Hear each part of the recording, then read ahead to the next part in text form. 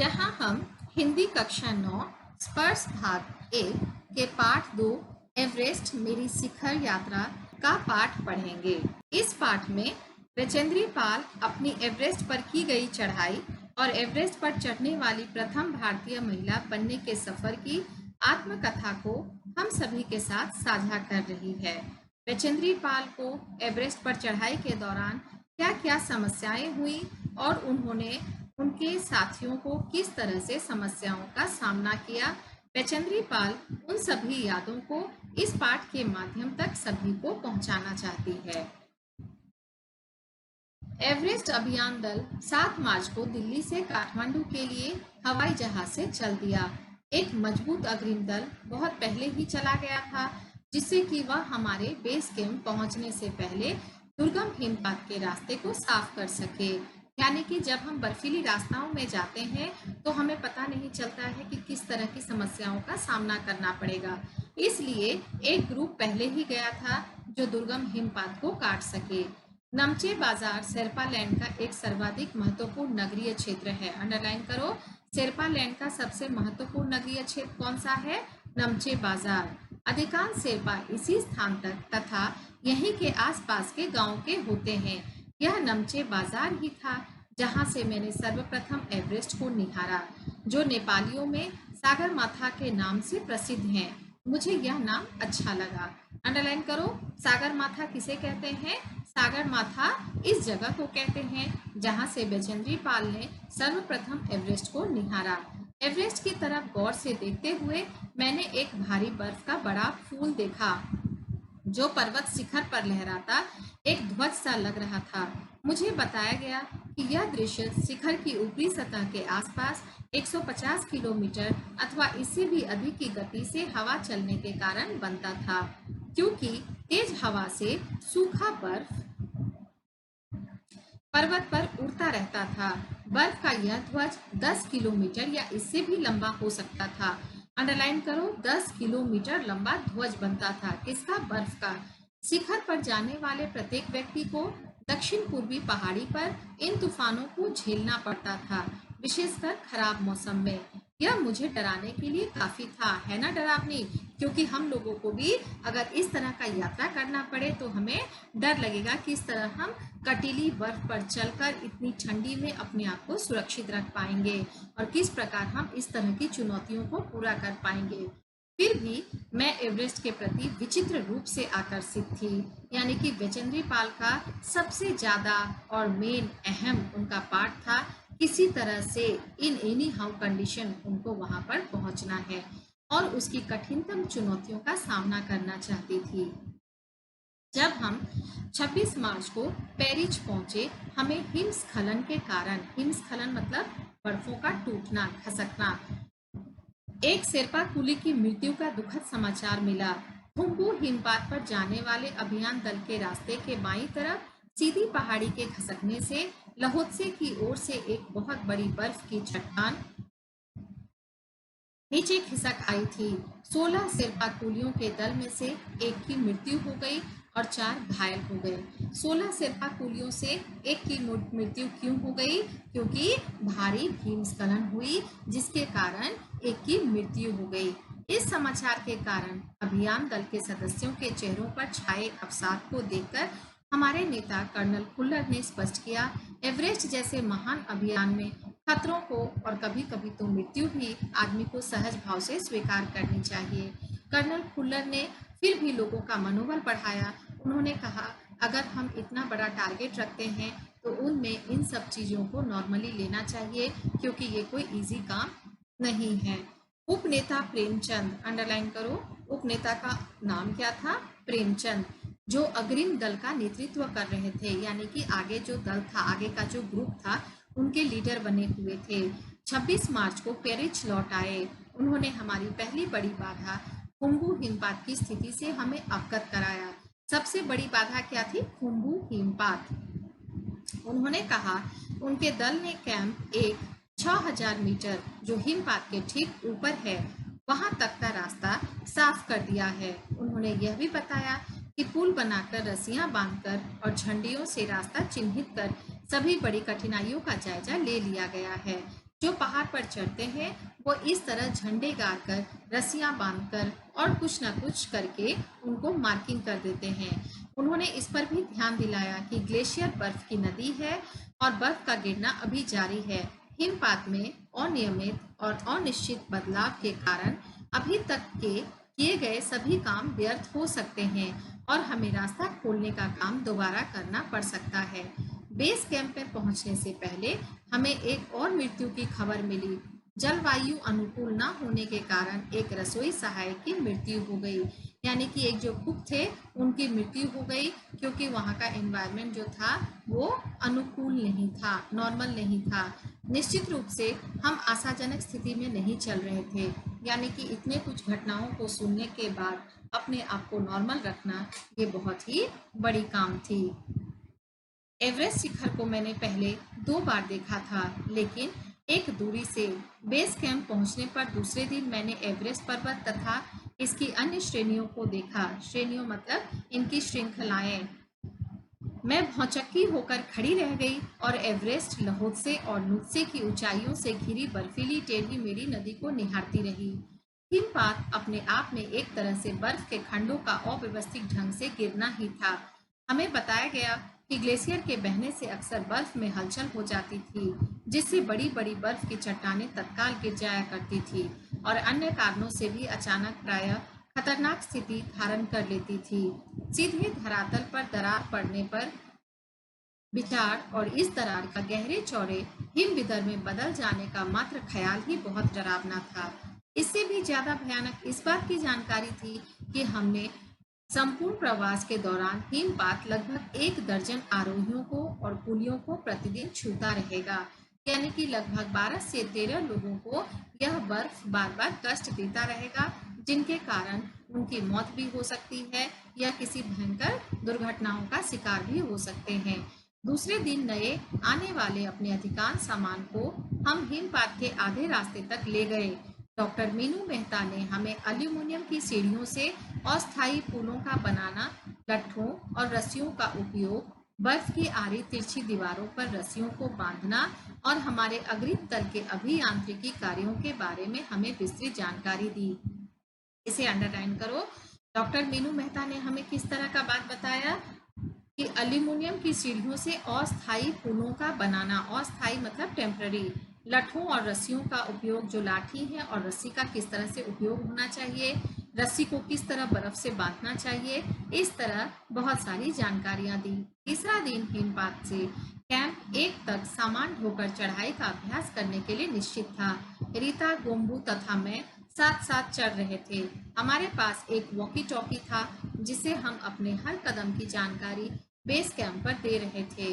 Colonel Fuller उस समय खुश हुए जब हमने उन्हें अपने पहुंचने की सूचना दी, क्योंकि कैंप 1 और पहुंचने वाली केवल हम 2 ही महिलाएं थी।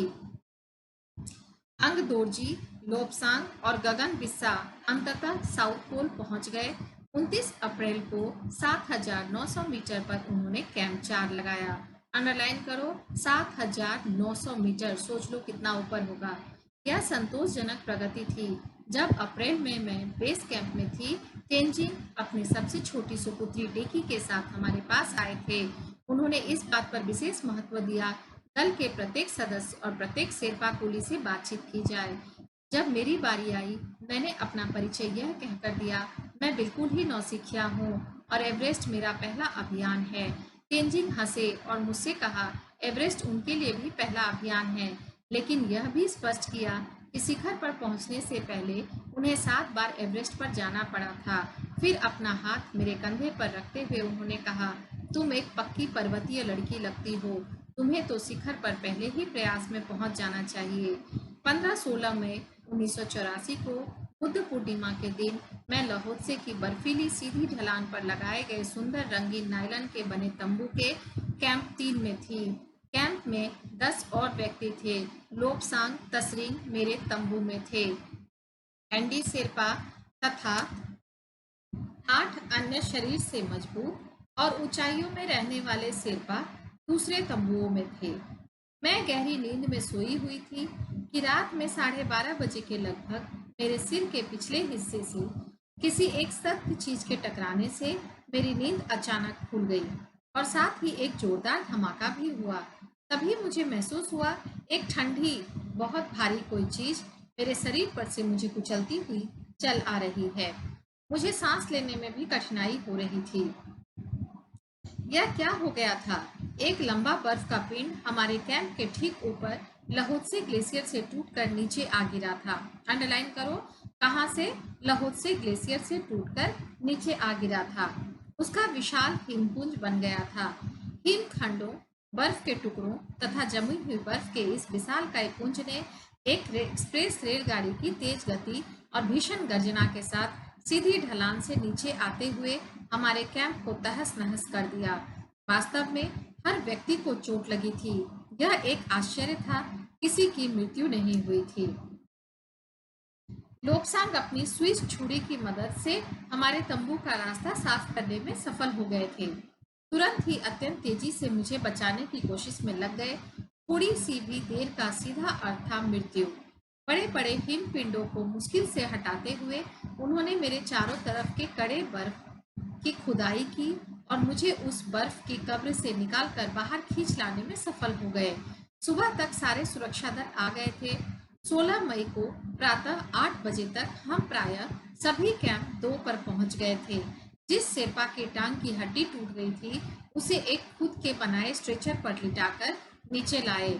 हमारे नेता कर्नल फुलर के शब्दों में, यह इतनी ऊंचाई पर सुरक्षा कार्य का एक जबरदस्त साहसिक कार्य था। सभी 9 पुरुष सदस्यों को चोटों अथवा टूटी हड्डियों आदि के कारण बेस कैंप में भेजना पड़ा। तभी कर्नल फुलर मेरी तरफ मुड़कर कहने लगे, क्या तुम भयभीत थी? जी हाँ। क्या तुम वापस जाना चाहोगी? नहीं, मैंने बिना किसी हिचकिचाहट के उत्तर दिया। जैसे ही मैं साउथ पोल कैंप पहुंची, मैंने अगले दिन की अपनी महत्वपूर्ण चढ़ाई की तैयारी शुरू कर दी। मैंने खाना, कुकिंग गैस और कुछ ऑक्सीजन सिलेंडर इकट्ठे किए। जब दोपहर 1:30 बजे बिस्सा आया तो उसने मुझे चाय के लिए पानी गर्म करते देखा कि जय और मीनू अभी बहुत पीछे थे। मैं चिंतित थी क्योंकि मुझे अगले दिन उनके साथ ही चढ़ाई करनी थी। वे धीरे धीरे आ रहे थे क्योंकि वे भारी बोझ लेकर और बिना ऑक्सीजन के चल रहे थे। दोपहर बाद मैंने अपने दल के दूसरे सदस्यों की मदद करने और अपने एक थर्मस को जूस से और दूसरे को गर्म चाय से भरने के लिए नीचे जाने का निश्चय किया। मैंने बर्फीली हवा में तंबू से बाहर कदम रखा। जैसे ही मैं कैंप क्षेत्र के बाहर आ रही थी, मेरी मुलाकात मीनू से हुई। की और जय अभी कुछ पीछे थे। मुझे जय जेनेवा स्पर की चोटी के ठीक नीचे मिला। उसने कृतज्ञता पूर्वक चाय वगैरह पी, लेकिन मुझे और आगे जाने से रोकने की कोशिश की। मगर मुझे की से भी मिलना था। थोड़ा सा और आगे नीचे उतरने पर मैंने की को देखा। वह मुझे देखकर हक्का बक्का रह गया। तुमने इतनी बड़ी जोखिम क्यों ली बचेंद्री? मैंने उसे दृढ़ता पूर्वक कहा। मैं भी औरों की तरह एक पर्वतारोही हूँ। पर्वतारोही मतलब पर्वत पर चढ़ने वाला। इसलिए इस दल में आई हूँ। शारीरिक रूप से मैं ठीक हूँ, इसलिए मुझे अपने दल के सदस्यों की मदद क्यों नहीं करनी चाहिए? की हंसा और उसने पेय पदार्थ से प्यास बुझाई, लेकिन मुझे अपना किट ले जाने नहीं दिया। थोड़ी देर बाद साउथ पोल कैंप से लाहाटू और बिस्सा हमें मिलने नीचे उतर आए और हम सब साउथ पोल पर जैसी भी सुरक्षा और आराम की जगह उपलब्ध थी उस पर लौट आए। साउथ पोल पृथ्वी पर बहुत अधिक कठोर जगह के नाम से प्रसिद्ध है।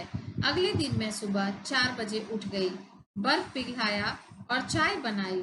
कुछ बिस्कुट और आधी चॉकलेट का हल्का नाश्ता करने के बाद मैं लगभग 5:30 बजे अपने तंबू से निकल पड़ी। अंगदोरजी बाहर खड़ा था और कोई आसपास नहीं था। अंगदोरजी बिना ऑक्सीजन के ही चढ़ाई करने वाला था, लेकिन इसके कारण उसके पैर ठंडे पड़ जाते थे। इसलिए वह ऊंचाई पर लंबे समय तक खुले में और रात्रि में शिखर कैंप पर नहीं जाना चाहता था। इसलिए उसे या तो उसी दिन चोटी तक चढ़कर साउथ पोल पर वापस आ जाना था अथवा अपने प्रयास को छोड़ देना था। वह तुरंत ही चढ़ाई शुरू करना चाहता था और उसने मुझसे पूछा, क्या मैं उसके साथ जाना चाहूंगी? एक ही दिन में साउथ पोल से चोटी तक जाना और वापस आना बहुत कठिन और श्रमसाध्य होगा। इसके अलावा यदि अंगदोर्जी के पैर ठंडे पड़ गए तो उसको लौटकर आने का भी जोखिम था। मुझे फिर भी अंगदोर्जी पर विश्वास था और साथ साथ मैं आरोहण की क्षमता और कर्मठता के बारे में भी आश्वस्त थी। अन्य कोई भी व्यक्ति इस समय साथ चलने के लिए तैयार नहीं था। सुबह 6:20 पर जब अंगदोर्जी और मैं साउथ पोल से बाहर आ निकले तो दिन ऊपर चढ़ आया था। हल्की हल्की हवा चल रही थी, लेकिन ठंड भी बहुत अधिक थी। मैं अपने आरोही उपस्कर में काफी सुरक्षित और गर्म थी। हमने बगैर रस्सी के ही चढ़ाई की थी। अंगदोर्जी एक निश्चित गति से ऊपर चढ़ते गए और मुझे भी उनके साथ चलने में कोई कठिनाई नहीं हुई। जमे हुए बर्फ की सीधी और ढलान चट्टानें इतनी सख्त और बुरबुरी थी मानो शीशे की चादरें बिछी हो।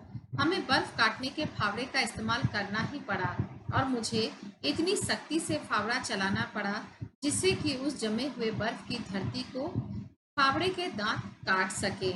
मैंने उस खतरनाक स्थलों पर हर कदम पर अच्छी तरह सोच समझकर उठाया। 2 घंटे से कम समय में ही हम शिखर कैंप पर पहुंच गए। अंगदोर्जी ने पीछे मुड़कर देखा और मुझसे कहा, क्या मैं थक गई हूँ? मैंने जवाब दिया, नहीं, जिसे सुनकर वे बहुत अधिक आश्चर्यचकित और आनंदित हुए।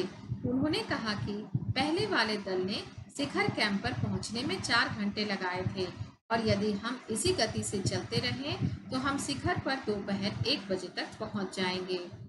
लहाटू हमारे पीछे पीछे आ रहा था।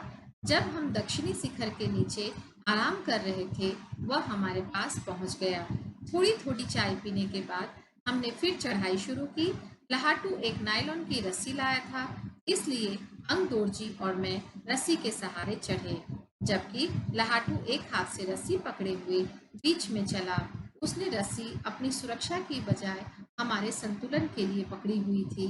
लहाटू ने ध्यान दिया कि मैं इन ऊंचाइयों के लिए सामान्यतः आवश्यक 4 लीटर ऑक्सीजन की अपेक्षा लगभग 2.5 लीटर ऑक्सीजन प्रति मिनट की दर से लेकर चढ़ रही थी। मेरे रेगुलेटर पर जैसे ही उसने ऑक्सीजन की आपूर्ति बढ़ाई, मुझे महसूस हुआ कि सपाट और कठिन चढ़ाई भी अब आसान लग रही थी। दक्षिणी शिखर के ऊपर हवा की गति बढ़ गई थी। उस ऊंचाई पर तेज हवा के झोंके भुरभुरे बर्फ के कणों के चारों तरफ उड़ा रहे थे, जिससे दृश्यता शून्य तक आ गई थी। अनेक बार देखा, केवल थोड़ी दूर के बाद कोई ऊंची चढ़ाई नहीं है। ढलान एकदम सीधा नीचे चला गया है। मेरी सांस मानो रुक गई थी। मुझे विचार कौंधा की सफलता बहुत नजदीक है। 23 मई 1984 के दिन दोपहर के 1:07 पर मैं एवरेस्ट की चोटी पर खड़ी थी। एवरेस्ट की चोटी पर पहुंचने वाली मैं प्रथम भारतीय महिला थी। एवरेस्ट शंकु की चोटी पर इतनी जगह नहीं थी कि 2 व्यक्ति साथ साथ खड़े हो सके। चारों तरफ हजारों मीटर लंबी सीधी ढलान को देखते हुए हमारे सामने प्रश्न सुरक्षा का था। हमने पहले बर्फ के फावड़े से बर्फ की खुदाई कर अपने आप को सुरक्षित रूप में स्थिर किया। इसके बाद मैं अपने घुटनों के बल बैठी। बर्फ पर अपने माथे को लगाकर मैंने सागर माथे के ताज का चुंबन लिया। बिना उठे ही मैंने अपने थैले से दुर्गा माँ का चित्र और हनुमान चालीसा निकाला। मैंने इनको अपने साथ लाए लाल कपड़े में लपेटा, छोटी सी पूजा अर्चना की और इनको बर्फ में दबा दिया। आनंद के इस क्षण में मुझे माता पिता का ध्यान आया। जैसे मैं उठी, मैंने अपने हाथ जोड़े और मैं अपने रज्जू नेता अंगदोर्जी के प्रति आदर भाव से झुकी। अंगदोर्जी, जिन्होंने मुझे प्रोत्साहित किया और मुझे लक्ष्य तक पहुंचाया। मैंने उन्हें बिना ऑक्सीजन के एवरेस्ट की दूसरी चढ़ाई चढ़ने पर बधाई भी दी। उन्होंने मुझे गले से लगाया और मेरे कानों में फुसफुसाया, दीदी, तुमने बहुत अच्छी चढ़ाई की, मैं बहुत प्रसन्न हूँ। कुछ देर बाद सोनम पुलजर पहुंचे और उन्होंने फोटो लेने शुरू कर दिए। इस समय तक लहाटू ने हमारे नेता को एवरेस्ट पर हम चारों के होने की सूचना दे दी थी। तब मेरे हाथ में वॉकी टॉकी दिया गया। कर्नल खुल्लर हमारी सफलता से बहुत प्रसन्न थे। मुझे बधाई देते हुए उन्होंने कहा, मैं तुम्हारी इस अनूठी उपलब्धि के लिए तुम्हारे माता पिता को बधाई देना चाहूंगा। वे बोले कि देश को तुम पर गर्व है और अब तुम ऐसे संसार में वापस जाओगी जो तुम्हारे अपने पीछे छोड़े हुए संसार से एकदम भिन्न होगा।